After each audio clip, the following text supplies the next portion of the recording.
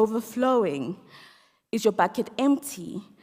Do you feel like there's holes at the bottom of your bucket, and that no matter how much you try to pour into it, it just doesn't get close to being full? And what are you filling your bucket with?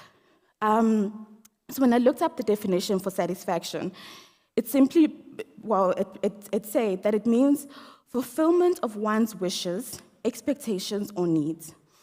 And when you look at the word satisfaction, it brings up contentment as a synonym. And so often you'll find satisfaction and contentment being used synonymously.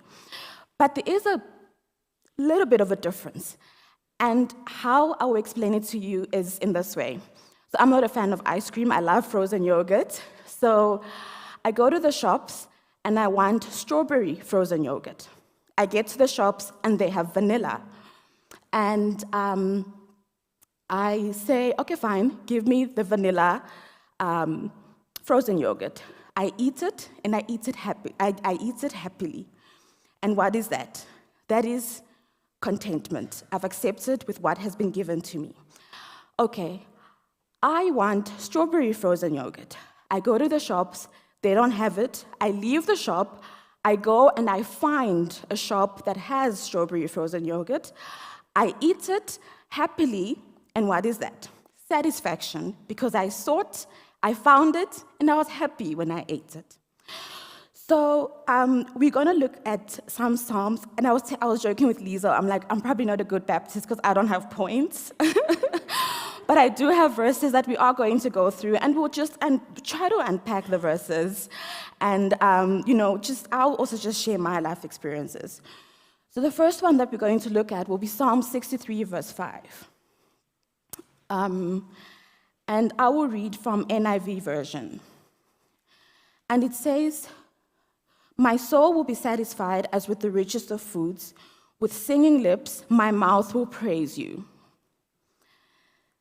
And the next psalm that I'm going to read will be Psalm 65, verse 4.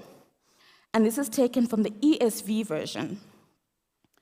And it says, "We shall be satisfied with the goodness of your house, the holiness of your temple." And then the next psalm that I will read is Psalm 103, verse 5.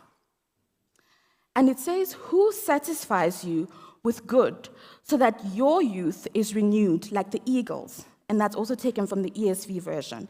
And this is one of the verses that Lisa also shared on. Notice how in all of those verses, it doesn't say, money will satisfy me as with the richest of foods. Material possessions will satisfy me.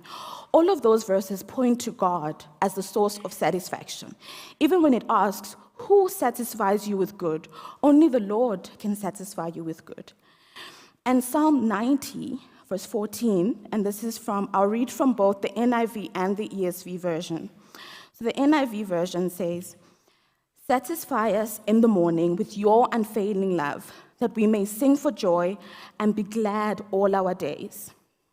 And then the ESV version says, "Satisfy us in the morning with your steadfast love, that we may rejoice and be glad all our days." Like when you wake up in the morning, are you just loaded with so much anxiety? Are you loaded with worry? Are you loaded with fear of what the day holds?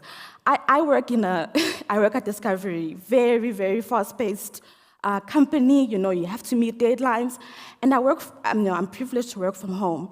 But sometimes I wake up in the morning and I'm like, what would these clients expect of me, Or what would my manager expect of me, When you wake up, what's the first thing that comes to mind?